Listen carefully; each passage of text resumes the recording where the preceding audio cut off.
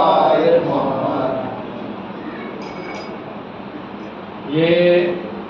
محفلیں، یہ تبرک، یہ حصے عدل و فرت، یہ محفلیں، یہ تبرک، یہ حصے عدل و فرت بنے ہیں آج بھی رضا کیے خدا کی صنعت، بنے ہیں آج بھی رضا کیے خدا کی صنعت، جو یہ نہ ہوتا تو ہو جاتا رب کا دین بھی رد۔ کیا سن رہے ہیں آپ؟ یہ محفلیں، یہ تبرک، یہ حصے عدل و خیرت بنے ہیں آج بھی رضا کیے خدا کی صنعت، جو یہ نہ ہوتا تو ہو جاتا رب کا دین بھی رد۔ اسی کی ذات سے ہے لم یلد ولم یولد، اسی کی ذات سے ہے۔ آج جو مجلسیں ہو رہی ہیں، یہ جو 2 مہینے 8 دن کا جو یونیورسٹی کھلتا، اسی کی ذات سے ہے۔ لم یلد ولم یولد، نصیب جون کا ہر کی طرح اجالتا ہے، حسین سارے زمانے کو اب بھی پالتا ہے۔ بس مدح خوانی کا سلسلہ ختم نہیں ہوا ہے، وہ ملتوی ہے آئندہ سال کے لیے، لیکن اب یہاں سے قبلہ و کعبہ رونق منبر ہوں گے۔ آپ پورے جمعی کے ساتھ، توجہ کے ساتھ فضائل امیر المومنین سماعت فرمائیں گے۔ میں زحمت سخن دوں گا قبلہ کو، اور وہ آپ کے سامنے فضائل امیر المومنین بیان فرمائیں گے کہ جس کی نظیر مل نہ سکے شب جہات میں، تیرے سوا کہیں نہ ملے کائنات۔ بھر دے ابد کا رنگ بشر کی حیات میں، وہ میں جو آفتاب اگلتی ہے رات میں، وہ میں جو آفتاب اگلتی ہے رات میں، وہ میں جو ہے غلاف حرم میں چھنی ہوئی، جو عرش پر ہے دست خدا سے بنی۔ رندوں کو ضد ہے آج تیری دل بری کھلے، راز جنوں و غایت شعلہ سری کھلے، یہ کیا کہ میں کدے کا فسو سر سبھی کھلے۔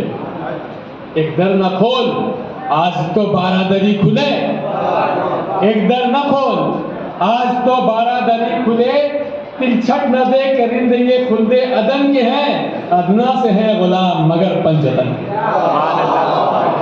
میں بہت ہی ادب و احترام سے قبلہ و کعبہ عالی جناب مولانا سید ناصر عباس صاحب قبلہ کو سے گزارش کر رہا ہوں کہ آپ تشریف لائیں اور فضائل امیر المومنین بیان فرمائیں۔ ان کے استقبال کے لیے بلند تر صلوات بھیجیں۔ محمد و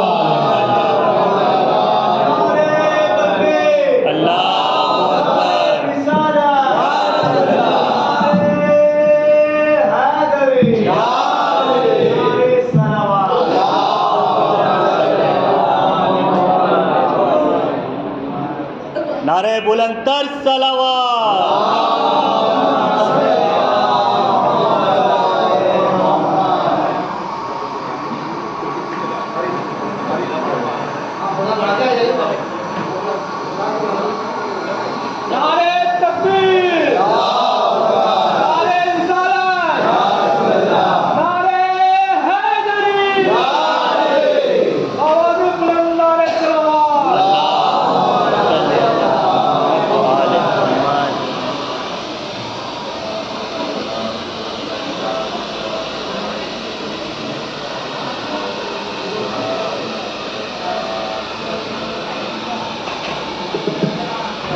بسم اللہ الرحمن الرحیم، الحمدللہ رب العالمین، الصلاة والسلام علی اشرف الانبیاء والمرسلین، الذی جمع فی السماء بعظمت وفی الارض بأبی القاسم محمد۔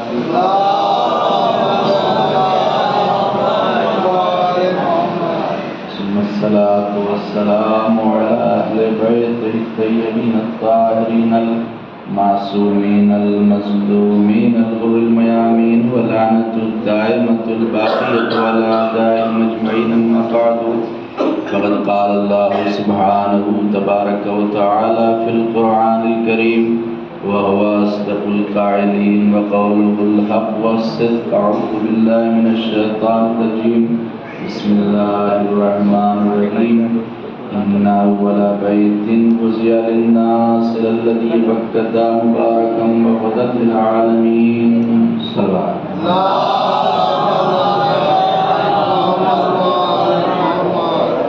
شکر خدا اور رسول کے بعد میں سب سے پہلے تمام حضرات کی خدمت میں اس جشن مسرت کی تبریک، تہنیت اور مبارکبادی عرض کرتا ہوں، اور بالخصوص ہمارے زمانے کے امام زمانہ عرض اللہ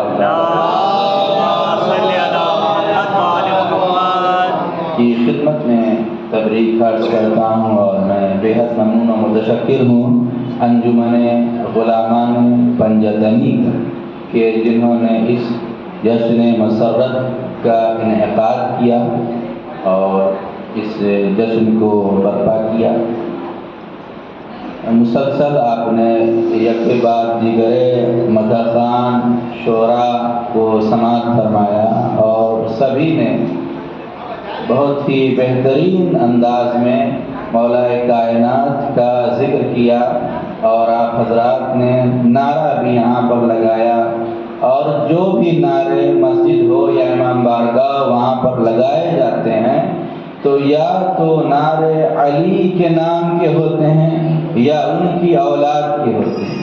آپ نے دیکھا کہ اجمیر میں کیا ہوا، آپ کے سامنے ہے کہ جب کسی اور کا نعرہ لگایا گیا تو لوگوں میں کیسی افراتفری مچ گئی، اور لوگ خلاف ہو گئے کہ اگر اجمیر کی زمین پر نعرہ لگے گا تو یا علی کے آبا و اجداد کا نعرہ لگے گا یا ان کی اولاد کا نعرہ لگے گا، اور کسی کا نعرہ نہیں لگے گا۔ کیوں؟ اس لیے کہ یہ وہ ذکر ہے مولا کائنات کا، اس کے لیے شاعر کہتا ہے کہ شے بدلتی نہیں تاثیر بدل جاتی ہے، شے بدلتی نہیں تاثیر بدل جاتی ہے، یا علی کہتے ہی تقدیر بدل جاتی ہے، یا علی کہتے ہی تقدیر بدل جاتی ہے۔ اور آج کی اس محفل کا میں 4 مصرے سے آغاز کرنا چاہتا ہوں کہ اس میں شاعر کہتا ہے کہ جشن مولا منانے آئے ہیں، سبحان اللہ، سبحان جشن مولا منانے آئے ہیں، آج ہم مسکرانے آئے ہیں، روک لے ہم کو دشمن حیدر، روک لے ہم کو دشمن حیدر، ہم تیرا دل جلانے آئے ہیں، روک لے ہم کو دشمن حیدر، ہم تیرا دل جلانے آئے ہیں۔ اللہ کا ارشاد ہو رہا ہے اس آیت میں جو سورہ آل عمران کی آیت نمبر 96 ہے، اللہ ارشاد فرما رہا ہے کہ اِنَّا أَوَّلَ بَيْتٍ، بے شک وہ سب سے پہلا گھر، اِنَّا أَوَّلَ بَيْتٍ وُضِعَ لِلنَّاسِ، کہ جو لوگوں کے لیے اللہ نے بنایا ہے۔ تو ذرا سا آگے اس آیت پر غور کریں کہ کعبے کو اللہ کہہ رہا ہے کہ یہ سب سے پہلا گھر، اِنَّا أَوَّلَ بَيْتٍ، کعبہ پہلا گھر ہے، کعبہ پہلا گھر ہے۔ تو اتنی سی بات لوگوں کو سمجھ میں نہیں آتی، جب کعبہ پہلا گھر ہے تو جو کعبے میں آ رہا ہے وہ بھی تو پہلا ہے۔ واہ واہ واہ واہ واہ، کیا کہنے، واہ واہ واہ۔ أول بيت إن أول بيت وضع للناس للذي ببكة مبارکم، جو مکے کی زمین پر ہے مبارک ہے، وہدی للعالمین، اور جو عالمین کے لیے ہدایت ہے۔ خانہ کعبہ کو اللہ نے کہا کہ یہ عالمین کے لیے ہدایت ہے، کعبے کو اللہ نے ہادی بتایا ہے اس آیت میں۔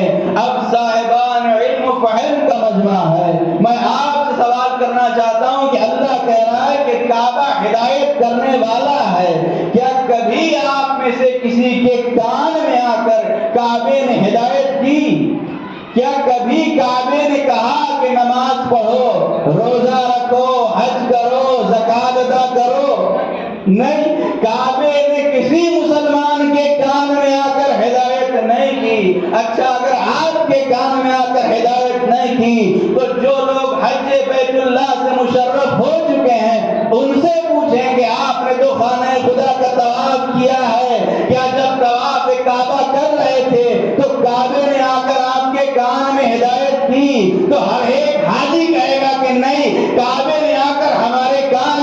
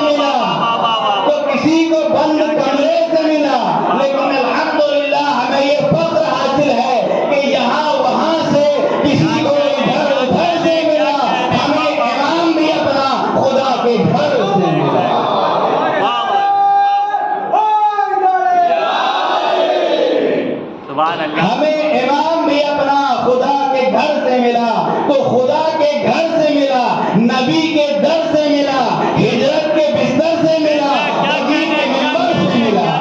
واہ واہ واہ واہ صلوات پڑھی مل کر محمد صلی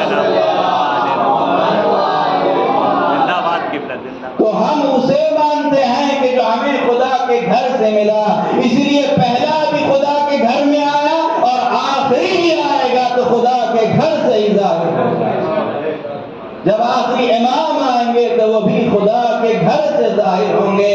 آپ دیکھیں کہ 13 رجب کا واقعہ کیا ہے۔ 13 رجب کی رات ہے، شب 13ویں رجب ہے کہ خدا نے جناب فاطمہ بنت اسد سلام اللہ علیہا اللہم صلی علی محمد وآل محمد، ہمارا لاکھوں اور کروڑوں درود و سلام ہے اس عظیم المرتبت بی بی کے اوپر کہ اللہ نے جو شرف فاطمہ بنت اسد کو عطا کیا وہ کائنات میں کسی خاتون کو عطا نہیں کیا۔ اس آسمان کے نیچے اور اس زمین کے اوپر جو شرف اور جو عظمت اللہ نے فاطمہ بنت اسد کو عطا کی وہ دنیا کی کسی خاتون کو عطا نہیں کی۔ ہمارے چوتھے امام، امام زین العابدین علیہ السلام صلی علی محمد وآل محمد کی ماں جناب شہربانو کو اللہ نے یہ شرف عطا کیا کہ آپ 9 اماموں کی ماں، شہربانو 9 اماموں کی ماں، اور جناب فاطمہ زہرا سلام اللہ علیہا کو اللہ نے یہ شرف عطا کیا کہ آپ 11 اماموں کی ماں، لیکن فاطمہ بنت اسد 12 اماموں کی ماں۔ سبحان اللہ سبحان اللہ 12 اماموں کی ماں ہے فاطمہ بنت اسد۔ اور بیوی یہ بیان کرتی ہیں، تاریخ میں ملتا ہے کہ جب مولا آپ کے شکم اقدس میں تھے اور جب بھی پیغمبر اسلام تشریف لاتے تھے تو آپ تعظیم رسالت کے لیے اپنے مقام سے بلند ہو جایا سبحان کرتی، اللہ سبحان اپنے مقام سے اٹھ کر کھڑی ہو جاتی تھی۔ تو قریش کی عورتوں نے کہا کہ فاطمہ بنت اسد محمد تو آپ کے بیٹے جیسا ہے، آخر آپ محمد کا اتنا احترام کیوں کرتی ہیں؟ تو فاطمہ بنت اسد نے جواب دیا کہ جو بچہ میرے شکم میں ہے یہ مجھے اجازت نہیں دیتا کہ جب رسول آئیں تو میں بیٹھی رہوں، واہ واہ مجھے یہ بچہ اجازت نہیں دیتا۔ جب فاطمہ بنت اسد نے یہ کہا تو عورتوں نے کہا بغیر دلیل کے نہیں مانیں گے، ہم اس کا امتحان لیں گے اور دیکھیں گے کہ یہ بات سچ ہے یا نہیں ہے۔ لہذا قریش کی 10-12 طاقتور عورتوں کو جمع کیا گیا اور ایک حجرے میں شہزادی فاطمہ بنت اسد بیٹھی، اور یہ عورتیں، کچھ عورتیں آپ کے داہنے بازو پر ہاتھ رکھ کر پوری طاقت کو آزمایا، اور بائیں طرف بھی عورتوں نے ہاتھ رکھا اور پیغمبر اسلام کو آواز دی۔ جیسے ہی پیغمبر اسلام کا آنا تھا کہ فاطمہ بنت اسد بتائید سموی و بقوت مرتضوی اپنے مقام سے کھڑی ہو گئی، واہ واہ اپنے مقام سے بلند ہوئی۔ کچھ عورتیں داہنی طرف گری، کچھ عورتیں بائیں طرف گری، اور مولا نے بتا دیا کہ جب ماں کے شکم میں 10-12 عورتیں مل کے میرا مقابلہ نہ کر سکی تو میدان میں ایک عورت کا مقابلہ ہے۔ واہ سبحان اللہ سبحان اللہ، کیا کہنے اللہ نے علی کی ماں کو وحی کی، 13ویں رجب کو فاطمہ بنت اسد کو اللہ نے وحی کی۔ اب لوگ یہاں پر اعتراض کرتے ہیں کہ وحی تو صرف نبی اور امام کو ہی ہو سکتی ہے، وحی تو نبی اور امام کے علاوہ کسی کو نہیں ہو سکتی۔ تو میں آپ کی خدمت میں قرآن سے دلیل پیش کرنا چاہتا ہوں، اس لیے کہ ہمارے لیے قرآن مجید کی آیتیں حجت ہیں، ہمارے لیے خدا کا کلام حجت ہے۔ جو لوگ کہتے ہیں صرف نبی اور امام کو وحی ہو سکتی ہے تو اللہ اسی قرآن میں کہتا ہے وَأَوْحَىٰ رَبُّكَ إِلَى النَّحْلِ، اور تمہارے پروردگار نے شہد کی مکھی کو وحی کی۔ تو جب شہد کی مکھی کو وحی ہو سکتی ہے تو علی کی ماں کو وحی کیوں نہیں ہو سکتی؟ پھر آگے اللہ کہتا ہے وَأَوْحَيْنَا إِلَىٰ أُمِّ مُوسَىٰ، ہم نے موسیٰ کی ماں کو وحی کی۔ تو جب موسیٰ کی ماں یوخابت کو وحی ہو سکتی ہے تو فخر موسیٰ کی ماں کو بھی وحی ہو سکتی ہے۔ کیا کہنے، یا جملہ کو بدل کر میں آپ کی خدمت میں عرض کروں کہ جب سانپ سے ڈرنے والے نبی کی ماں کو وحی ہو سکتی ہے تو گہوارے میں کلے اندر کو چیرنے والے کی ماں کو بھی وحی ہو سکتی ہے۔ اسی لیے تقوی شاعر نے کہا ہے کہ عجیب بچہ ہے اجدر کو پھاڑ دیتا ہے، عجیب بچہ ہے اجدر کو پھاڑ دیتا ہے، جوان ہوتے ہی خیبر اٹھا۔ حیدر حیدر حیدر حیدر حیدر حیدر حیدر حیدر نعرہ حیدری، نعرہ صلوات۔ کیا کہنے، کیا فاطمہ بنت اسد خرامہ خانہ کعبہ کی طرف بڑھ رہی ہیں اور جیسے ہی خانہ کعبہ کے قریب گئیں اور جانے کے بعد 7 مرتبہ طواف خانہ کعبہ کیا اور اس کو سعید بن جبیر نے یزید بن طغب سے اور عباس ابن عبد المطلب یہ بیان کرتے ہیں کہ میں وہاں پر بیٹھا ہوا تھا کعبے کے پاس میں اطراف میں، اور میں نے دیکھا کہ زوجہ ابو طالب آئی اور آ کر طواف خانہ کعبہ کرنے لگی، اور اس کے بعد جب طواف پورا کر لیا تو کعبے کی مطہر دیوار کے قریب آئی اور آواز دیتی ہیں کہ پروردگار میں تجھ پر ایمان رکھتی ہوں، تیرے بھیجے ہوئے رسولوں پر ایمان رکھتی ہوں، تیری نازل کردہ کتابوں پر ایمان رکھتی ہوں، اور اپنے جد خلیل اللہ کی تصدیق کرتی ہوں، اور پھر اپنے شکم اقدس کو خانہ کعبہ کی مطہر دیوار سے مس کر کے فرماتی ہیں اللہم بحق ھذا المولود الذی ما فی بطنی، پروردگار اس بچے کا واسطہ جو میرے شکم میں ہے۔ بس جیسے ہی یہ واسطہ دینا تھا کہ خانہ کعبہ کی دیوار میں شگاف پیدا ہوا، دیوار پھٹی اور دیوار کے پھٹتے ہی فاطمہ بنت اسد خانہ کعبہ کے اندر داخل ہو گئیں۔ اب آپ دیکھیں، میں ایک مثال آپ کی خدمت میں کرنا چاہتا ہوں کہ اگر اس امام بارگاہ کی دیوار خدا نخواستہ پھٹنے لگے، آپ سب یہاں پر مرد ہیں اور اس کو قرآن نے کہا کہ الرجال قوامون علی النساء، اللہ نے مرد کو قوی بنایا ہے، عورت کو صنف نازک بنایا ہے، عورت کے مقابلے میں مرد طاقتور ہیں، یہاں سب مرد ہیں، لیکن اگر دیوار پھٹے تو آپ سب یہاں سے باہر جائیں گے، اس لیے کہ جان کا بچانا واجب ہے۔ ہمارا لاکھوں درود و سلام ہو فاطمہ بنت اسد کے اوپر کہ جب کعبے کی دیوار پھٹی، رات کا وقت تھا،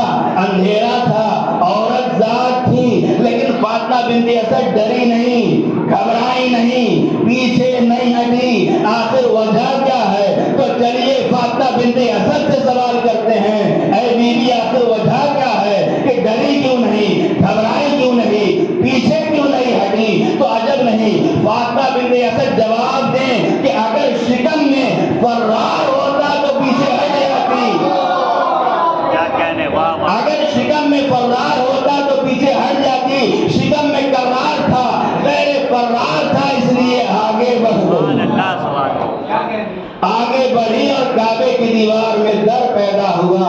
اب اس منظر کو شاعر قلم بند کرتے ہوئے کہتا ہے کہ اگر فاطمہ بنت اسد کعبے کے قریب نہ آئی ہوتی تو کیا ہوتا؟ شاعر کہتا ہے کہ نور کے ٹکڑے اگر کرتا نہ رب ذوالجلال، پورا قرآن ہی اتر آتا ابو طالب کے گھر، اور وہ تو کہیے فاطمہ بنت اسد خود آ گئی، وہ تو کہیے فاطمہ بنت اسد خود آ گئی، ورنہ کعبہ خود چلا آتا ابو طالب کے گھر۔ چمن چمن کلی کلی، نگر نگر گلی گلی، بشر بشر ولی ولی، نعرہ حیدری، نعرہ صلوات۔ سبحان اللہ، سبحان اللہ۔ اور پھر دوسرے شاعر نے اس منظر کو قلم بند کیا کہ اگر فاطمہ بنت اسد کعبے کے قریب نہ آتی تو کیا ہوتا؟ وہ کہتا ہے کہ علی علی کی جو گونجی پکار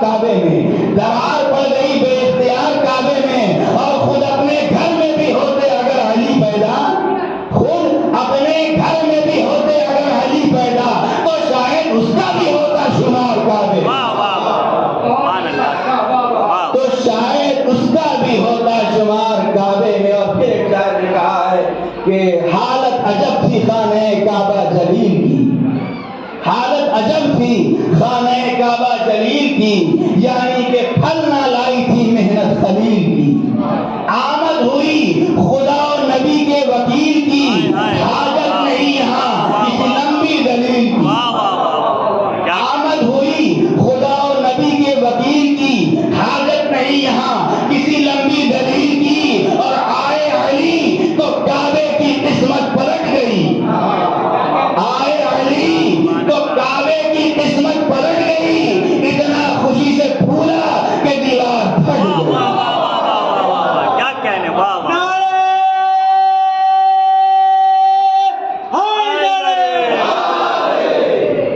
3 دنوں تک فاطمہ بنت اسد خانہ کعبہ کے اندر رہیں، ایسے عالم میں گھر سے نکلی کہ جب عورت حاملہ ہوتی ہے تو گھر سے نکلنے بھی نہیں دیا جاتا ہے۔ 3 دنوں تک گھر سے غائب رہیں، لیکن کوئی جھوٹی سے جھوٹی روایت بھی نہیں بتاتی ہے کہ ابو طالب آپ کو تلاش کرنے کے لیے گھر سے نکلے ہوں، ابو طالب پریشان ہوئے ہوں، ابو طالب سرگرداں ہوئے ہوں۔ نہیں، ابو طالب مطمئن ہیں، سکون کے ساتھ گھر کے اندر ہیں۔ اس کا مطلب یہ ہے کہ ابو طالب صرف مومن ہی نہیں تھے، غیب پر ایمان بھی رکھتے تھے، کیا کہنے، غیب پر ایمان رکھتے تھے ابو طالب۔ اب عباس ابن عبد المطلب بیان کرتے ہیں کہ جیسے ہی بی بی اندر گئی ہیں، کیونکہ ان کے پاس تالے کی چابی تھی، خانہ کعبہ کا جو دروازہ ہے اس کی چابی تھی، اس کی کی تھی، وہ لے کر آئے اور کھولنے کی پوری کوشش کی۔ پہلا دن گزرا، کعبے کا تالا نہیں کھل سکا، دوسرا دن گزرا، تیسرا دن گزرا، لوگوں نے بہت کوشش کی کہ کعبے کے تالے کو کھولیں، لیکن تالا کھلا نہیں۔ تو جب یہ بات مشہور ہوئی 13 رجب سے 13، 14، 15، تو لوگ جمع ہوتے گئے، مجمع جمع ہوتا گیا، اور ایک جمع ایک غفیر وہاں پر کعبے کے اطراف میں جمع ہو گیا۔ اور علامہ مجلسی نے بہار الانوار میں لکھا کہ پوری تاریخ میں اگر آپ کو سب سے بڑا مجمع دیکھنا ہے تو وہ صرف 2 ہی موقعوں پر ملتا ہے، پوری تاریخ میں سب سے بڑا مجمع 2 ہی موقعوں پر ملتا ہے، اور یہ دونوں مجمع جمع ہوا تو علی کے نام پہ جمع ہوا، یہ دونوں مجمع علی کے نام پہ جمع ہوا۔ پہلی مرتبہ دیدار علی، دوسری مرتبہ غدیر میں اقرار ہے۔ یا 13 رجب پہ جمع ہوا، یا غدیر میں 1.25 لاکھ حاجیوں کا مجمع جمع ہوا۔ بس 3 دنوں تک اندر رہیں، اور جب 3 دن کے بعد باہر آئی ہیں کعبے سے تو پھر سے دیوار میں ڈر پیدا ہوا، اور لوگوں نے پوچھا کہ 3 دنوں تک کعبے کے اندر تو رہیں، لیکن اے بی بی آپ نے کھایا کیا، آپ نے پیا کیا؟ تو آپ نے فرمایا کہ جنت سے 3 دنوں تک کھانا آتا رہا۔ حوا خدمت کے لیے آ گئی، مریم خدمت کے لیے آ گئی، آسیہ خدمت کے لیے آئی ہیں، حوران جنت خدمت کے لیے آئیں، اور جب 3 دنوں کے بعد باہر آئی ہیں تو استقبال کے لیے رسالت آ گئی۔ ہمارے نبی استقبال کے لیے باہر کھڑے تھے۔ جانتے ہیں آپ پوری تاریخ میں 3 ہی موقع ایسا ملتا ہے کہ جب ہمارے نبی کسی کے استقبال کو گئے ہوں، پوری تاریخ میں 3 موقع ہے۔ پہلی مرتبہ کب ہمارے نبی استقبال کو گئے کہ جب نور زہرا کو عرش سے فرش پہ لانا ہوا تو اللہ نے کہا کہ نبی آپ کو آنا ہوگا، اب نبی خود استقبال کے لیے گئے۔ دوسری مرتبہ 13 رجب کو جب علی آئے ہیں تو نبی استقبال کو گئے، اور تیسری مرتبہ جب خدیجۃ الکبریٰ سے عقد کا موقع آیا تو دولہا بن کے استقبال کے لیے گئے، دولہا بن کے استقبال کے لیے گئے۔ بس 13 رجب کو نبی پہنچے ہیں، چچی باہر آئیں، لیکن کیا دیکھتے ہیں کہ چچی کا چہرہ اداس ہے۔ ایک مرتبہ سلام کیا اور پوچھتی ہیں چچی آخر وجہ کیا ہے کہ آپ کا چہرہ اداس ہے، چہرے پر مایوسی ہے؟ تو فاطمہ بنت اسد نے کہا کہ اللہ کے نبی، اللہ نے بیٹا تو چاند سے بھی زیادہ خوبصورت دیا ہے، لیکن اس کے اندر زندگی کی نشانی نہیں ہے، اس لیے کہ زندگی کی 3 نشانی ہوتی ہے. جب بچہ پیدا ہوتا ہے تو روتے ہوئے پیدا ہوتا ہے.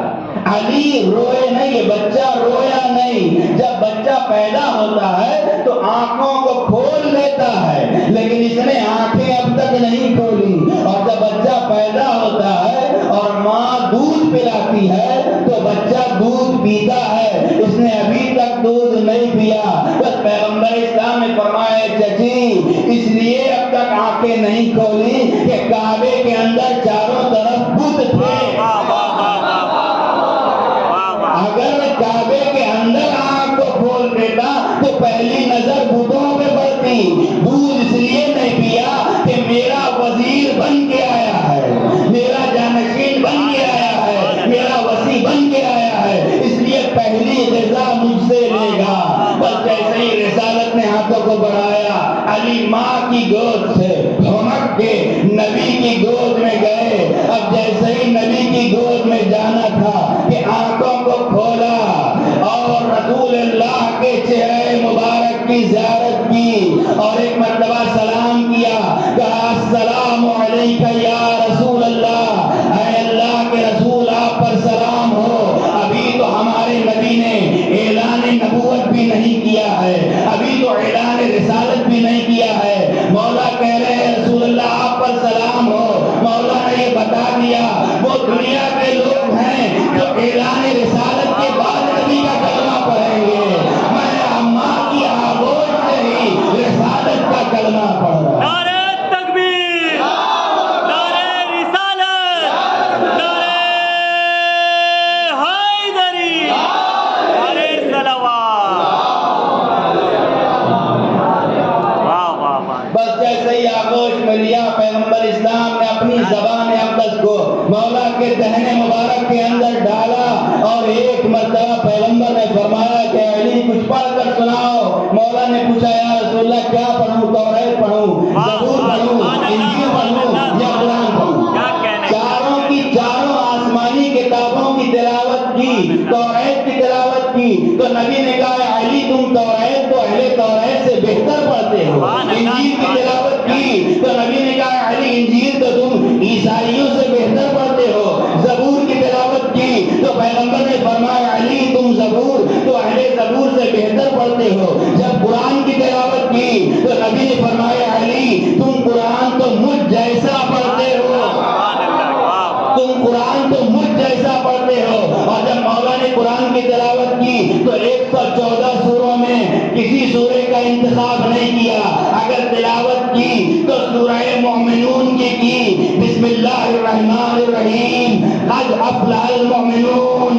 بالتحقیق مومنین کامیاب ہو گئے، اس لیے کہ امیر مومنین آ گیا.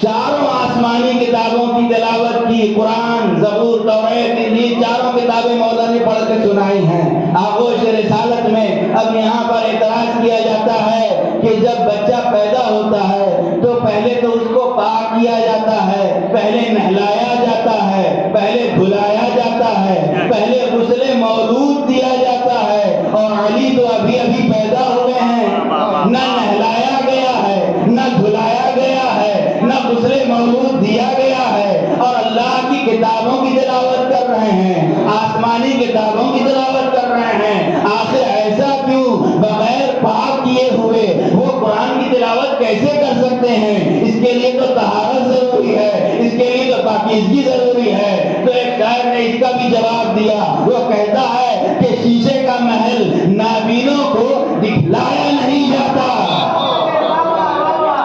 شیشے کا محل نابینوں کو دکھلایا نہیں جاتا، اور جو بچہ پاک ہو اس کو نہلایا نہیں جاتا. خندق خندق خیبر خیبر، کون بنا جبریل کا ٹیچر، کون بنا داماد پیغمبر، نعرہ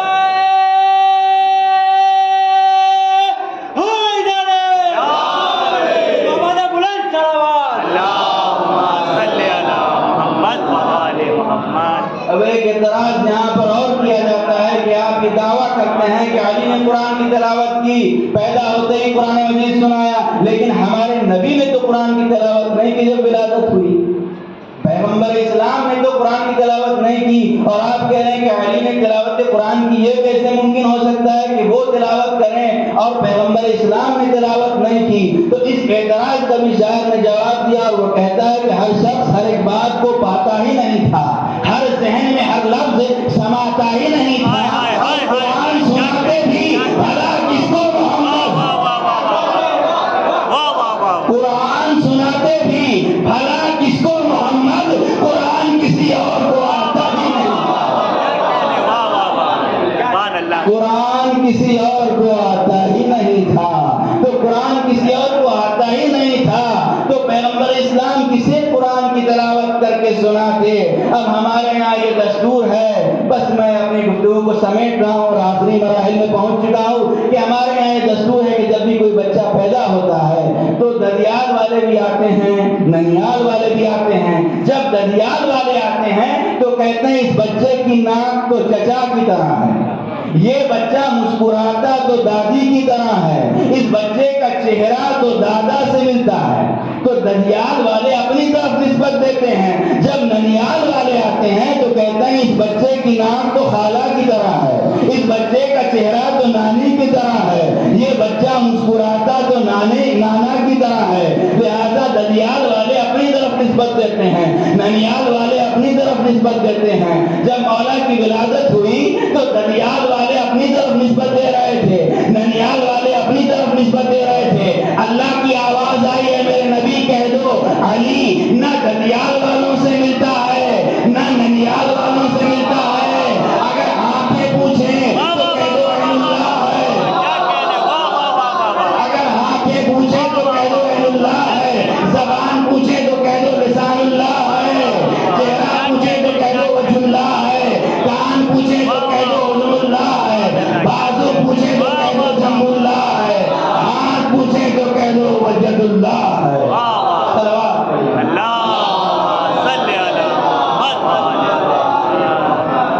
لہذا نبی اللہ کی طرف نسبت دیتے گئے پورے جسم کو، دو چیزیں بچ گئیں، ایک خون بچ گیا، ایک گوشت بچ گیا، تو پیغمبر نے فرمایا یا علی لحموں کا لحمی و دموں کا دمی، اے علی تمہارا گوشت میرا گوشت ہے، تمہارا خون میرا خون ہے۔ بس ادھر مولا کائنات کی ولادت ہوئی، اور عرب میں یہ دستور تھا کہ جب بھی کوئی بچہ پیدا ہوتا تھا تو وہ پاک ہے یا نہیں، اس کے ماں باپ نے کہیں خیانت تو نہیں کی، اسے دیکھنے کے لیے ایک بہت بڑے سانپ کے پاس لے جایا کرتے، اور جیسے ہی مولا کی ولادت ہوئی تو ابو جہل آ گیا اور آ کر کہنے لگا کہ اے ابو طالب ہم چاہتے ہیں کہ ہر ایک بچے کو یہاں سے گزرنا پڑتا ہے، اور جو بچہ سانپ آئے اور آ کر اگر کاٹ لے بچے کو، اس کا مطلب یہ ہے کہ وہ بچے کی جو ولادت ہے اس میں شک ہے، وہ بچہ پاک نہیں ہے، طیب و طاہر نہیں ہے، لیکن جو بچہ بچ جاتا ہے تو اس کو صحیح النسل مانتے تھے، یعنی وہ نسلوں کی پہچان کا ایک وسیلہ تھا وہ سانپ۔ تو ابو جہل آیا اور آ کر کہتا ہے کہ تمہارے بچے کو بھی اس سانپ کے پاس لے جانا ہوگا تاکہ یہ پتا چلے کہ وہ کیسا ہے۔ بس لے کر مولا کو اس سانپ کے پاس گئے ہیں، اور جیسے ہی جانا تھا کہ اب تک وہ سانپ فیصلہ کرتا تھا کہ یہ حلال زادہ ہے یا غیر حلال زادہ ہے، بس جیسے ہی سانپ کے قریب لے گئے دست ید اللہ پڑھا اور اس سانپ کے دو حصے کر دیے، دو حصے کر کے مولا نے بتائے کہ آج تک نسلوں کی پہچان کا وسیلہ سانپ تھا، لیکن اب اس معیار کو علی نے توڑ دیا۔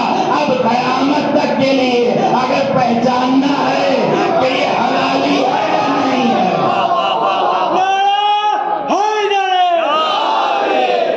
اگر پہچاننا ہے کہ کوئی حلال زادہ ہے یا نہیں ہے، تو دیکھو کہ دل میں علی کی محبت ہے یا نہیں۔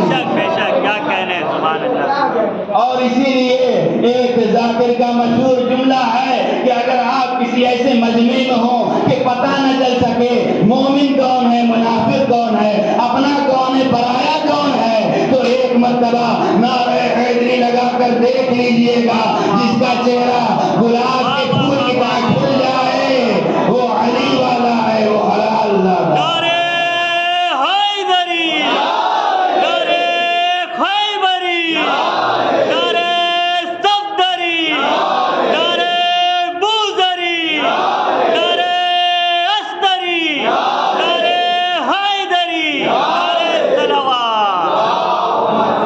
واہ واہ واہ واہ، سبحان اللہ سبحان اللہ۔ اور مولا علی کی محبت کے لیے ایک ہی شرط ہے، اسی کے دل میں علی کی محبت آ سکتی ہے کہ جس کا باپ ایک ہو،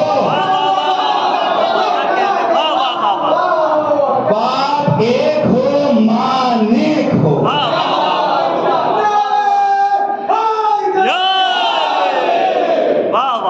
باپ ایک ہو، ماں نیک ہو۔ اور اگر آپ آج نعرے حیدری لگا رہے ہیں، علی کا ذکر سن کے جھوم رہے ہیں، تو اپنی ماں کے حق میں دعا کریں کہ ماں نے آپ کو نعت علی پڑھ کے دودھ پلایا۔ بس انہی چار مصروں پر اپنی بات کو تمام کر رہا ہوں۔ شاعر کہتا ہے کہ اس لیے نام علی پر مسکراتا ہوں عقیل، اس لیے نام علی پر مسکراتا ہوں عقیل، پاک ہے میرا لہو اظہار ہونا چاہیے۔ بے شک بے شک۔ اس لیے نام علی پر مسکراتا ہوں عقیل، پاک ہے میرا لہو اظہار ہونا چاہیے۔ اور ہر کسی کو دولت عشق علی ملتی نہیں، ہر کسی کو دولت عشق علی ملتی نہیں، پہلے ماں کو صاحب کردار ہونا، پہلے ماں کو صاحب کردار ہونا چاہیے۔ اور انہی کلمات کے ساتھ اللہ کی بارگاہ میں دعا کرتا ہوں کہ پروردگارہ تجھ واسطہ ہے مولود کعبہ کا، تجھ واسطہ ہے مولود حرم کا، ہماری اس عبادت کو اپنی بارگاہ میں قبول فرما۔ پروردگارہ ہم سب تیرے گناہ گار بندے ہیں، مولا کے وسیلے سے ہمارے تمام گناہوں کو معاف فرما۔ جب تک دنیا میں زندہ رہیں مولا کی محبت و ولایت پہ زندہ رہیں، اور جب دنیا سے رخصت ہوں تو ایک ہاتھ میں قرآن، ایک ہاتھ میں اہل بیت کا دامن۔ پروردگارہ ہمیں آخری سانس تک مولا کائنات کی محبت پر، محبت اہل بیت پر ثابت قدم رہنے کی توفیق عنایت فرما۔ پروردگارہ ہم سب کو دنیا میں نجف اشرف کی زیارت نصیب فرما، آخرت میں مولا کائنات کی شفاعت نصیب فرما۔ جتنے بھی مومن بھائی اور بہنیں اس جشن میں تشریف لائے ہیں، جو جو دعائیں اور منتیں اور مرادیں دل میں لے کے آئے ہیں، اللہ تمام دعاؤں کو، مرادوں کو مولا کے وسیلے سے پوری فرما۔ پروردگارہ ہم میں جو پریشان ہیں ان کی پریشانیوں، دکھ اور تکلیفوں کو دور فرما۔ جو بھائی مقروض ہیں ان کا قرضہ خزانہ غیب سے عطا فرما۔ پروردگارہ پرچم اسلام کو سربلندی و شرف عطا فرما، پرچم کفر و نفاق کو سرنگوں فرما، تمام مسلمانوں کو اتحاد و اتفاق و محبت و بھائی چارے کے ساتھ رہنے کی توفیق عنایت فرما۔ دشمنان اسلام کو نیست و نابود فرما۔ ہمارے مولا و آقا ہمارے سید و سردار امام زمانہ کے ظہور میں تعجیل فرما۔ ہم سب کو اپنے مولا و آقا کے مخلص غلاموں اور جانثاروں میں شمار فرما۔ ربنا تقبل منا انك انت السميع العليم واخر دعوانا ان الحمد لله رب العالمين۔ ایک